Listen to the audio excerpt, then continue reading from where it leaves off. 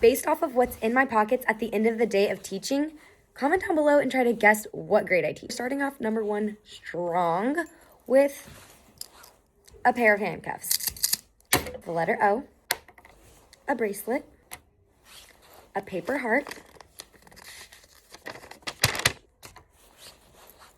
an in and out sticker, a pen, a little tiny kitty tattoo, a duck, a blue button, the letter E, a purple button, a dime, and a penny. And